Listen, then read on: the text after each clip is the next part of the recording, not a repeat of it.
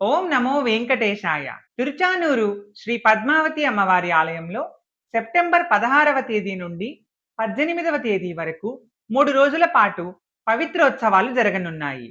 ఈ ఉత్సవాలకు సెప్టెంబర్ 15వ తేదీ సాయంత్రం విశ్వక్సేన ఆరాధన, పుణ్యాహవచనము, మృత్యంగ్రహణము, సేనాధిపతి ఉత్సవము, అంకురార్పణము జరగనుంది. సాధారణంగా ఆలయాల్లో యాత్రికుల వల్ల గాని, సిబ్బంది వల్ల గాని తెలియక కొన్ని దోషాలు జరుగుతుంటాయి. ఇలాంటి వాటి వల్ల ఆలయ పవిత్రతకు ఎలాంటి లోపం రానియకుండా నివారించేందుకు ప్రతి ఏడాది 3 రోజుల పాటు పవిత్రోత్సవాలు నిర్వహించడం ఆనవాయితీగా వస్తోంది. ఈ పవిత్రోత్సవాలలో ఆలయ శుద్ధి, పుణ్యాహవచనం వంటి కార్యక్రమాలు నిర్వహిస్తారు. సెప్టెంబర్ 16వ తేదీన పవిత్ర ప్రతిష్ఠ, సెప్టెంబర్ 17వ తేదీన పవిత్ర సమర్పణ, సెప్టెంబర్ 18న పూర్ణాహుతి కార్యక్రమాలు జరగనున్నాయి. 750 రూపాయలు చెల్లించి గృహస్థులు ఒకరికి ఒక రోజు ఈ పవిత్రోత్సవాల ఆర్జిత సేవలో పాల్గొనవచ్చు.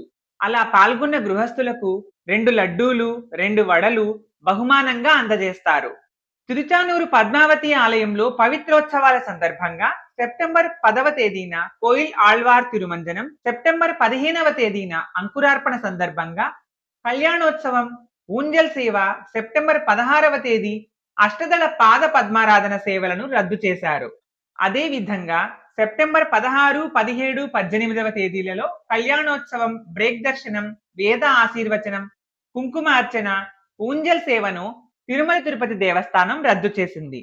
శ్రీ పద్మావతి అమ్మవారి వార్షిక పవిత్రోత్సవాలను పురస్కరించుకొని సెప్టెంబర్ 10వ తేదీన ఆలయంలో కోయిల్ ఆళ్వార్ తిరుమంజనం జరగనుంది.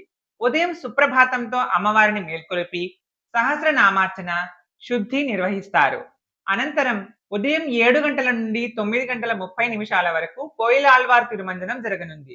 ఇందులో ఆలయ ప్రాంగణం, గోడలు, పైకప్పు, పూజా సామాగ్రి తదితర వస్తువులను నీటితో శుద్ధి చేసిన అనంతరం నామపోపు, శ్రీచూర్ణం, కస్తూరి పసుపు, పచ్చాకు, గడ్డకర్పూరం, గంధం పొడి, కుంకుమ, గిచిలిగడ్డ తదితర సుగంధ ద్రవ్యాలు కలిపిన పవిత్ర మిశ్రమాన్ని ఆలయం అంతటా ప్రోక్షణం చేస్తారు.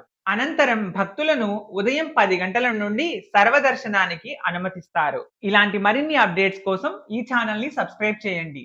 ఓం నమో వెంకటేశాయ. శ్రీనివాస కృపా కటాక్ష ప్రాప్తిరస్తు. లైక్ చేసి షేర్ చేయండి.